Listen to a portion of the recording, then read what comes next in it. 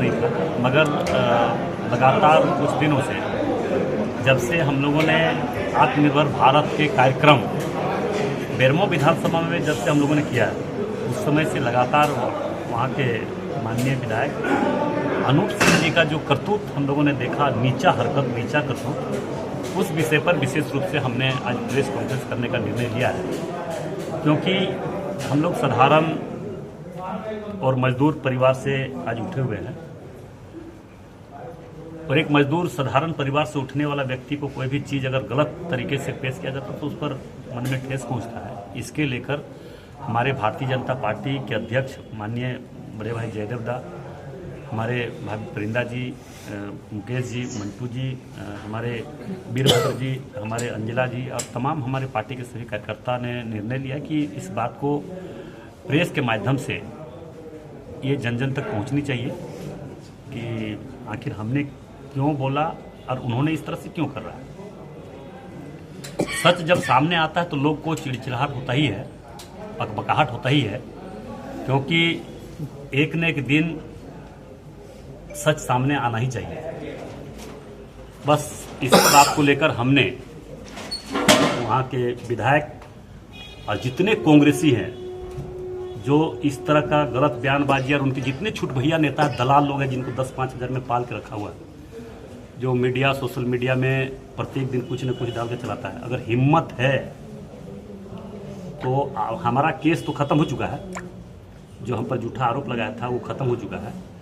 अभी भी अगर दम है उसको तो अपने लेटर पेड में लिख के दे, और हम भी लेटर पेड में लिख के दे रहे हैं और राज्य सरकार से अनुशंसा करवाए कि हाँ, इस केस का मामला जो दिखा रहा था सोशल मीडिया में, इसका सीबीआई जांच फिर से होनी चाहिए। और इस केस में कौन ये करवाया था और कौन किया था, ये दूध का दूध और पानी का पानी सामने हो जाएगा।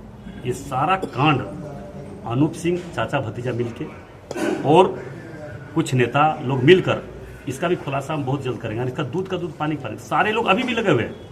अभी भी हमारा मामला न्यायालय से खत्म हो जाने के बाद फिर उसको सुप्रीम कोर्ट तक उसका रिट करवाता है, जबकि जो लोग से करवाता है उसका खाने का ठिकाना नहीं, घर में वो हाजिरी मजदूरी करता है। वो लोग तो 15 लाख 20 लाख रुपया देकर वकील को खड़ा करके हम पर परेशान करने के लिए कि परेशान में रहेगा तो ये काम नहीं कर पाएंगे, बदनाम हो जाएंगे। मगर जो प्रभु श्री राम जी का भक्त होता है कभी डरता नहीं, कभी बदनाम होने का चिंता, कभी गलत करता ही नहीं तो डरने का चिंता क्यों। हम कभी गलत किए हैं नहीं, कभी करेंगे। और फिर से मैं बोल रहा हूँ कि अगर अनूप सिंह जी हमारे बेरमो के विधायक है, उनमें और कांग्रेसियों में दम है तो सरकार से अनुशंसा करवाए कि जो मामला हम पर हुआ है सच है कि गलत है। अगर सच है तो कौन करवाया है, नहीं करवाया, ये भी सामने आना चाहिए। ये लोग सारा एक साजिश के तहत ये सब मामला करवाया था। उस समय भी जो एक बेचारी सीधी साधी एक साधारण परिवार की महिला को एकदम प्रलोभन देके, लालच देके उसको इस तरह से केस करवाया। कैसे विधायक जी को, हम उस समय के विधायक थे बागमारा से, कैसे बदनाम करे, कैसे उनकी विधायकी समाप्त हो। मैं फिर तो बोल रहा हूँ प्रभु श्री राम जी का भक्त हूँ और हम कभी डरने वाले नहीं, कभी पीछे हटने वाले। अनूप सिंह में दम है तो इसका सीबीआई जांच का अनुशंसा करें और हम भी करेंगे। पहली बात। दूसरी बात है, हम कौन सा गलत बात बोले कि 2 नंबर का काम, पूरा बेरमो का 2 नंबर का काम अगर नहीं होता तो मैं राजनीतिक से संन्यास लगी, इसका भी अनुशंसा सीबीआई से करवावे। हम भी करेंगे। हम फांसी पर चढ़ने के लिए तैयार है। अगर गलत निकलेगा तो फांसी पर चढ़ेगा, बोलो, बात करें, हिम्मत है तो। उसको दलाल को भी बोलना चाहते हैं, और ये दलाल लोग भी सुन ले, आज हम बोल रहे हैं और इसको सोशल मीडिया में चलावे। अगर अनूप सिंह में दम है तो 2 नंबर काम, गलत काम जो हमारे पर मामला हुआ है, जो अभी PIL एक झूठा फिर रिट किया है, उसमें भी पैसा देकर केस करवाना, ये सब ये यहाँ का धनबाद का सब गुंडे लोग, जो माफिया लोग सिर्फ झारखंड को लूटने का मकसद से आया है, वैसे लोगों के द्वारा लगातार इस तरह की साजिश रची जा रही है। साजिश इसलिए रचा जा रहा है कि उन लोगों के खिलाफ, गुंडा के खिलाफ अगर कोई मुखर होकर बोलता है तो आप लोगों का भाई ढुल्लू मत बोलता है। गलत का गलत और सही का सही हर दिन आवाज उठाएंगे, किसी भी कीमत पर डरने वाले नहीं है। और जो दलाल लोग हैं, जो सिर्फ राजनीति को एक व्यवसाय समझता है, राजनीति को एक आड़ समझता है, राजनीतिक के माध्यम से हमको लूटना है, वैसे लोग क्या बात करेंगे। वैसे लोगों को बात करने की क्षमता हम नहीं। चाचा भतीजा का आप बात कर रहे हैं, चाचा भतीजा से क्या तात्पर्य है आपका? वो सब मिल के किया है ये साजिश, कोई उस पर पक्ष विपक्ष नहीं है भाई। चाचा भतीजा वो आ जाएगा, सामने आ जाएगा, वो जानता होगा, उसका दिल जानता होगा। दूसरी बात, हम कौन सा गलत बात बोले बताइए। हमने कहा कि पैसा, 2 नंबर के पैसा के शक्ति से सारे दिग्गज कांग्रेसी नेता को घर पर बैठा दिया और अपने बीबी को 2 नंबर के पैसा से टिकट दिवा दिया। जबकि इस तरह का राजनीतिक में वैसे लोग जो एक घरेलू महिला को तुरंत एकदम सांसद का टिकट दिलवाना, ये पैसा कर सकती है, 2 नंबर पैसा कर सकती है। हम कौन सा गलत बात बोले? हम गलत बात बोले थे। कांग्रेस के बड़े बड़े नेता बोले कि वो लायक था, वो क्षेत्र में काम की है, 5 साल लगातार 5 साल सेवा किया, इसलिए उसको टिकट दिया गया। कांग्रेस के बड़े नेता बोले। रघुवर दास जी की बहू भी तो लड़ी थी देखिए इलेक्शन, तो घरेलू ही नहीं, देखिए घरेलू महिला है, मगर वो वहां से चुनाव नहीं लड़े। उन्होंने पार्टी ने इस तरह से वो एक्टिविटी रहे वो वहां पे, इसलिए उसको टिकट दिया गया। मगर ये बात तो अब यहाँ के धनबाद लोकसभा क्षेत्र के लोग से आप पूछिए कि उसको किस कारण से दिया अच्छा, गया। आप पर भी आरोप लगाया कि हमको कोयला का बात कर रहे हैं। भुल्लू महतो खुद है 40,000। सीबीआई जांच क्यों नहीं करवा रहा है? हिम्मत है तो करवा कर रहा है। हम तो बोल रहे कि सीबीआई जांच करवावे। सीबीआई जांच करवाने में क्षमता नहीं है। विशेष करके बुलाने के पीछे ऐसा है कि आज कुछ दिन से चुनाव के बाद से ही करीब हमारे धनबाद के लोकसभा के आदरणीय सांसद भुल्लू महतो जी का जो कांग्रेस फोबिया और अनूप सिंह जी के नाम पर फोबिया हुआ है, उसी मुद्दे पर कुछ कहने के लिए आप सबों के बीच हम आए। आप सबों को इसलिए बुलाए हैं। फोबिया से क्या तात्पर्य है आपका?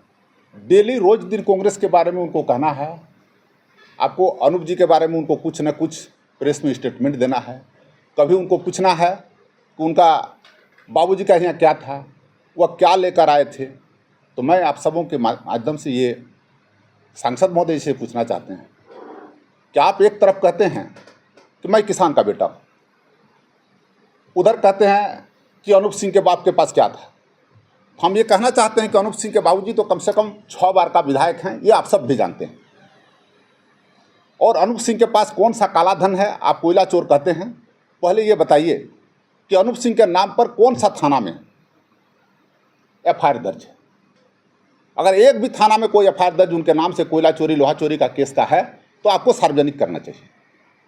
दूसरा नंबर में है कि आपके ऊपर, माननीय सांसद के ऊपर कम से कम 50 से ऊपर आपराधिक मामला दर्ज है। ये सर्वविदित है, आप लोग भी जानते हैं।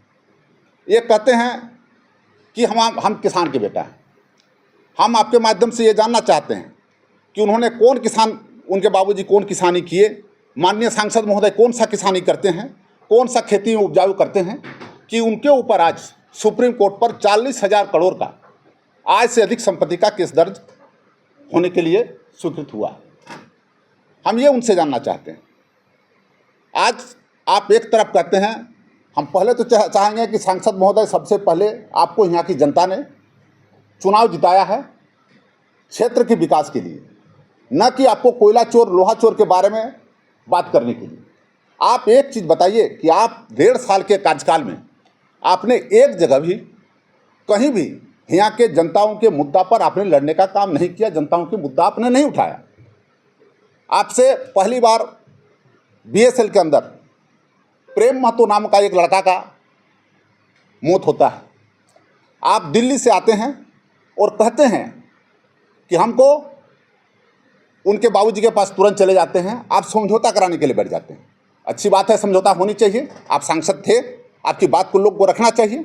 लेकिन आपने जो जनता के बीच में जो बात बोले कि आपके परिवार को हम परमानेंट नौकरी दिलाएंगे, क्या माननीय सांसद महोदय आप बता सकते हैं कि आपने उस परिवार के किसी भी लोगों का नौकरी बीएसएल में हुआ?